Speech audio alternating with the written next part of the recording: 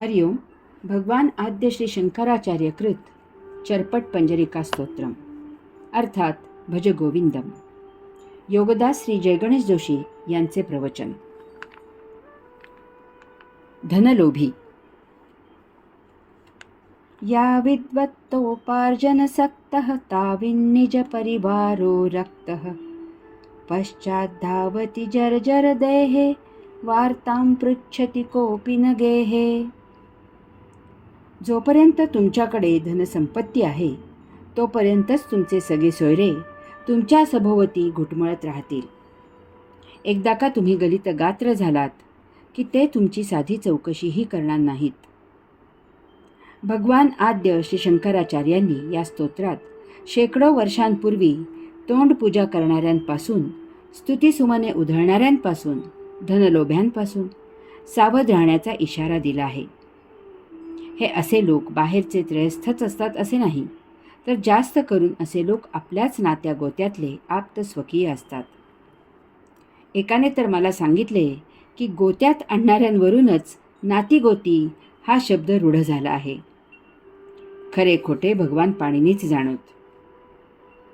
भगवान आद्य श्री शंकराचार्य सांगतात की जोपर्यंत तुमच्याकडे धनसंपत्ती आहे, जोपर्यंत तुम्ही उत्तम प्रकारे अर्थार्जन करत आहात, जोपर्यंत तुम्ही पैसा अडका सांभाळून आहात, तोपर्यंतच कुटुंबीय, नातलग, ओळखीचे, त्रयस्थ तुमची तोंड फाटेपर्यंत स्तुती करतात. अशावेळी दूरची नाती जवळची म्हणून सांगितली जातात. इतकेच काय, तर नसलेली नातीही जोडली जातात. एका सार्वजनिक काकांच्या लेकीचे लग्न झाले. त्यांना कोणी विचारले की कसे आहेत जावई, तर ते सांगत की छान स्थळ मिळाले आहे, घरी सुबत्ता आहे, कधीही 4 दिवस राहायला गेले तरी आगत स्वागत छान करण्यासारखी परिस्थिती आहे. ते जावई पैशाने मोजत होते.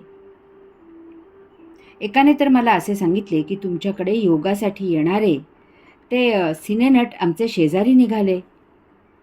हा शेजार म्हणजे त्या सिनेनटाच्या मूळ गावच्या शेजारचा गाव यांचा मूळ गाव आहे. विशेष म्हणजे गेली 40 वर्षे हे त्यांच्या मूळ गावी गेलेलेही नाहीत. जवळजवळ 1 वर्ष माझ्याकडे एक अति महासधन मित्रमंडळ योगसाधना शिकायला येत असे. त्यावेळी बाहेर रस्त्यावर तासभर 10-12 4-चाकी गाड्या चालकासह उभ्या असायच्या. मी जेथे वर्ग घेत असे त्याच्या शेजारी राहणारे गृहस्थ उगीचच त्या चालकांजवळ गप्पा मारून हे लोक कोण आहेत, काय करतात वगैरे चौकशी करायचे. ते मला एकदा मुद्दाम थांबवून म्हणाले की तुमच्याकडे फार मोठे मोठे लोक योगसाधना शिकायला येतात.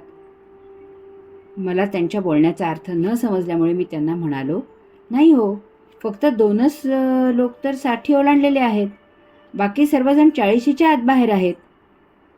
यावर ते मला म्हणाले, तशा अर्थी नाही हो, सायंकाळी गाड्या घेऊन श्रीमंत लोक येतात, त्यांच्याबद्दल मी म्हणत आहे. जो श्रीमंत तो मोठा, असाच अनेक जणांचा निकष असतो. भगवान आद्य श्री शंकराचार्य सांगतात की तुमच्याकडे धन असेल तर लोक तुमच्या अवतीभोवती गोळा होतात. हे लोक तुमची स्तुती करतात. कदाचित तुम्हालाही माहीत नसलेली अनेक विशेषणे ते तुम्हाला बहाल करतात. त्यांनी केलेली ती स्तुती ऐकून तुम्हालाही संकोच वाटतो. तुम्हाला अनेक बिरुदावल्या बहाल करण्यात येतात. ते सर्व ऐकून तुम्हालाच कसे तरी होते, कारण तुम्ही काय आहात हे तुम्हाला चांगले माहीत असते. तुम्हाला श्रीमंत म्हटले जाते ते ऐकून तुम्हाला उगीचच पेशवे झाल्यासारखे वाटते. भगवान आद्य श्री शंकराचार्य पुढे सांगतात की तुम्ही म्हातारे जरा जर्जर झालात की एकेकाळी तुमच्या सभोवती पिंगा घालत तुमची स्तुती करणारे हेच लोक अचानक कुठेतरी गायब होतात. ते तुमची साधी चौकशीही करत नाहीत. कधी चुकून भेटलात तर ते तुम्हाला ओळखही देत नाहीत. त्यांची नाती दूरची होतात. कोणी विचारले तर सांगतात की हो, ते तसे आहेत आमच्या ओळखीचे, तसे ते आमचे दूरचे नातलगही लागतात असे म्हणतात. मला नक्की नाही सांगता येणार आमचे नाते. भगवान आद्य श्री शंकराचार्यांनी शेकडो वर्षापूर्वी धनलोभी आप्त स्वकीयांबद्दल येथे इशारा दिला आहे. हा इशारा आजही तंतोतंत लागू आहे. काळ कितीही बदलला तरी माणसाची वृत्ती काही बदलत नाही. माणूस मूलतः जसा आहे तसाच आहे. तो स्वार्थी आहे, लबाड आहे, कपटी आहे, आपमतलबी आहे. शिक्षणाने माणसाला ज्ञान मिळाले तरी त्याची स्वतःची मूलभूत वृत्ती तशीच कायम राहत आहे. ही त्याची जित्याची खोड आहे. ती जाता जात नाही. त्याला ज्ञानाने कितीही तत्वे समजली, त्याची कितीही वैचारिक प्रगती झाली तरी प्रत्यक्ष त्याच्या स्वतःच्या आचरणात काही फरक होत नाही. कळते पण वळत नाही, अशीच त्याची अवस्था असते. तो त्याला झालेले तत्वज्ञान इतरांना सांगतो, परंतु तो स्वतः ती तत्वे आचरणात आणत नाही. लोकासांगे ब्रह्मज्ञान, आपण कोरडे पाषाण, हेच त्याचे स्वतःचे सत्य रूप आहे. तुमच्याकडे किती आणि कसे द्रव्य आहे याची बित्तम बातमी तुमच्या नातलगांना असते. तुमच्याकडे साधारण किती सोने चांदी असायला पाहिजे याचा त्यांना चांगला अंदाज असतो. तुमच्याकडे किती जमीन जुमला आहे याची खबर यांना कोणत्या बहिर्जीने दिलेली असते ते समजायला काही मार्ग नसतो. एक दिवस अचानक, म्हणजे तुमच्यासाठी अचानक आणि त्याच्यासाठी ठरवून, कोणीतरी गोम्या हजर होतो. येताना तो तुमच्या मुलासाठी चॉकलेट आणतो. इकडच्या तिकडच्या गप्पा मारतो आणि सहज म्हणून सांगतो की त्याच्या मुलीचे लग्न ठरले आहे. त्यासाठी त्याला तुमच्याकडून 1,00,000 रुपये कर्ज हवे आहे.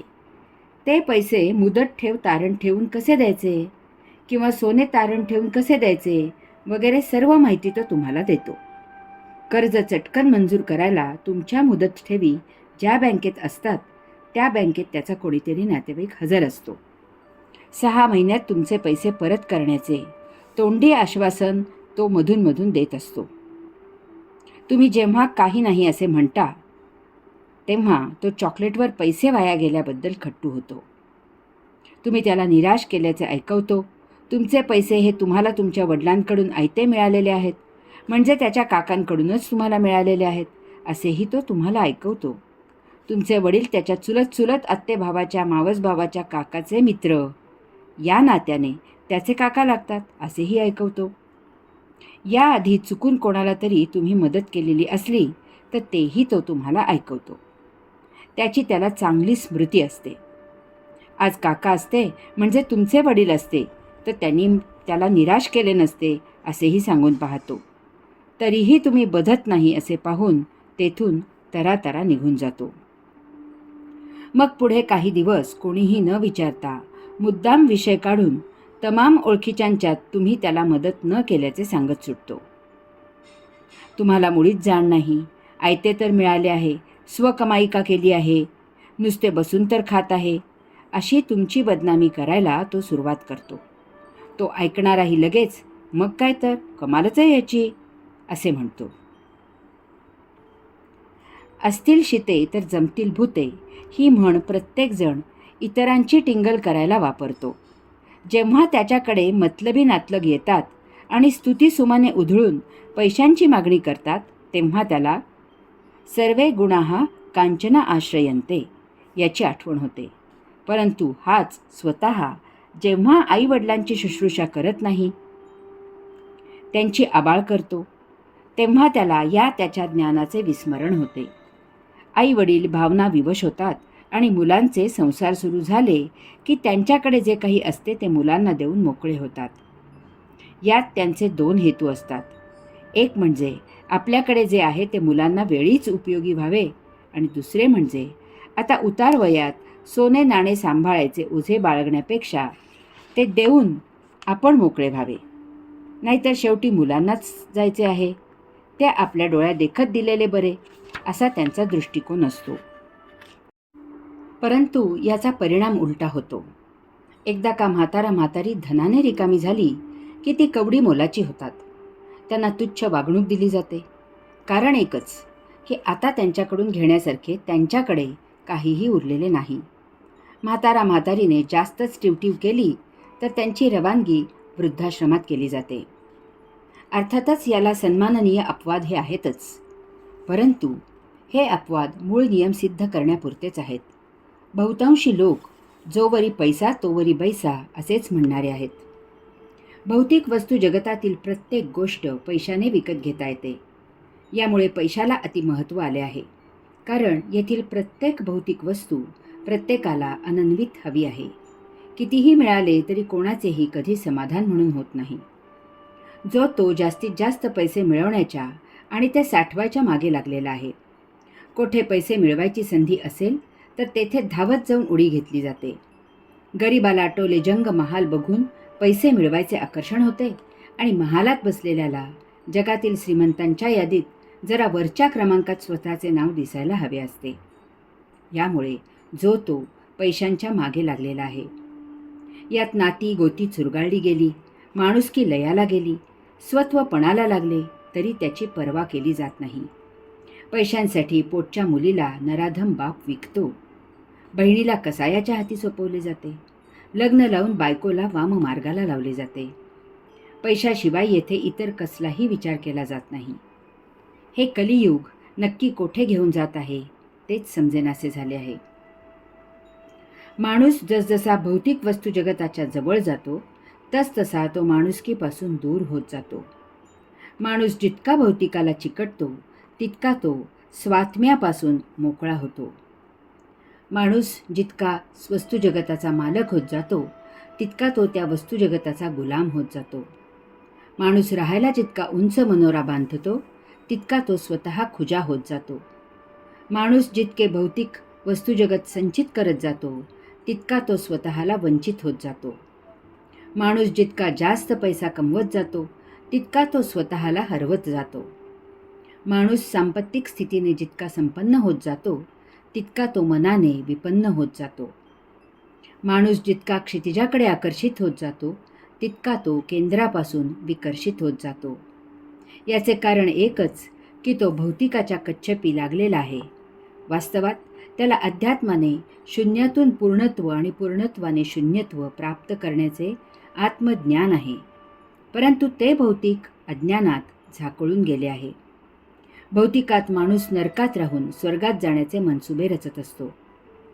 कारण सतत स्वर्गाकडे पाहून तो सध्या जेथे आहे तो त्याला नरक आहे असेच वाटते. यामधून सुटका करून घेऊन केव्हा एकदा स्वर्ग मिळवीन असे त्याला झालेले असते. यासाठी धन, वैभव, संपत्ती हवी असते. हे मिळवण्यासाठी त्याला त्याचे आयुष्य फार कमी आहे असे वाटते. त्यामुळे त्याला पैसे मिळवण्याची अतिघाई झालेली असते. झटपट श्रीमंत व्हायचे मार्ग अयोग्य रस्त्याने जातात. ते तो बेदिक्कत अवलंबतो. भगवान आद्य श्री शंकराचार्य सांगतात की बाबा रे, धनसंपत्तीच्या मागे लागू नकोस. तुला असे किती लागते तेवढे मिळव आणि बाकी वेळ प्रभूच्या नामसंकीर्तनात व्यग्र राहा. केवळ तेच तुला शेवटी उपयुक्त आहे. तेच तुला मुक्ती मिळवून देणारे आहे. प्रत्येकाला जन्माला घालताना त्याचे संचित संपुष्टात येईल इतकी त्याची सोय योगेश्वरांनी केलेली असते. योगेश्वर विश्वजननी विश्वमाऊली आहेत. त्यांना प्रत्येकाची काळजी असते हे आपण वेळीच ओळखावे. त्यांनी दिलेल्या अंथरुणात पसरता येतील तेच हातपाय पसरावेत हीच नियतीची मर्जी असते. त्यांनी पूर्वसुकृताने भरपूर दिले असले तरी ते योग्य कर्मी सत्कारणी लावावे. त्या योगे संचित संपुष्टात येते. त्याचा उपभोग घेतला तर भोग वाढत जातात. गरजेपेक्षा जास्त किंवा नियतीच्या मर्जीपेक्षा जास्त कमावलेले की ते इतरांच्या डोळ्यावर येते. त्याला वाटा फोडायला लोक टपलेलेच असतात. त्यांना द्यावे तरी पंचायत असते आणि न द्यावे तरीही पंचायत असते. यास्तव आपल्या गरजा ओळखाव्यात, त्याप्रमाणे पुरेसे मिळवावे आणि सदा जे आहे त्यात समाधानाने आणि संतुष्ट असावे. उरलेला वेळ प्रभूचे सेवेला लावावा, त्यातच जीवनमुक्ती आहे. काळू लहानपणापासून धाडसी होता. तो खेळातही प्रवीण होता. तसेच सर्वांच्या मदतीला धावून जाण्याचा त्याचा स्वभाव होता. त्यामुळे तो कॉलेजात तरुणांच्या आणि विशेष करून तरुणींच्यात फार प्रिय होता. जेव्हा मुलींशी ओळखी होऊ लागल्या तेव्हा त्याने वरवर सहज म्हणून परंतु वास्तवात मुद्दामहून प्रत्येक मुलीच्या घराच्या सांपत्तिक परिस्थितीची बारकाईने चौकशी केली. त्यात त्याला कमू जरा जास्तच पसंत झाली. कारण कमूच्या वडिलांचा बंगला होता, व्यापार होता आणि विशेष म्हणजे कमू एकुलती एक होती. काळू आणि कमू यांच्या प्रेमांची कुणकुण कमूच्या घरी लागली. त्यामुळे काळू आणि कमू तिच्या घरी राजरोस भेटू लागली. अर्थातच कमूच्या वडिलांनी या लग्नाला सक्त विरोध दर्शवला. त्यावर काळू म्हणाला की मला तुमचा बंगला, पैसा वगैरे काही नको. मला फक्त कमू हवी. मी तिला सुखी ठेवीन, तुम्ही काळजी करू नका. मे महिन्याची सुट्टी होती. काळू कमूला तिच्या घरी भेटायला आला होता. त्यावेळी कमू डोके गुडघ्यात घालून हमसाहमशी रडत होती. काळूला कळवळून आले. तो तिला म्हणाला, रडू नकोस, काय झाले ते मला सांग. मी तुझ्यासाठी, माझ्या प्रेमासाठी काय वाटेल ते करायला तयार आहे. तुझे दुःख ते माझे दुःख. मी आहे ना तुझ्या पाठीशी. अशा प्रकारे बरेच काही बोलून त्याने तिचे सांत्वन करत रडण्याचे कारण विचारले. त्यावर कमू म्हणाली की तिच्या वडिलांना धंद्यात जबर खोट आली आहे आणि लवकरच त्यांच्या सर्व मालमत्तेचा लिलाव होणार आहे. तिचे वडील कोठेतरी नोकरी करणार आहेत. त्यावर काळू उसळून म्हणाला, मला वाटलेच होते की तुझे वडील काहीतरी नसता उद्योग करतील आणि आपल्या लग्नात खो घालतील. ओम तत्सत त्वम असि.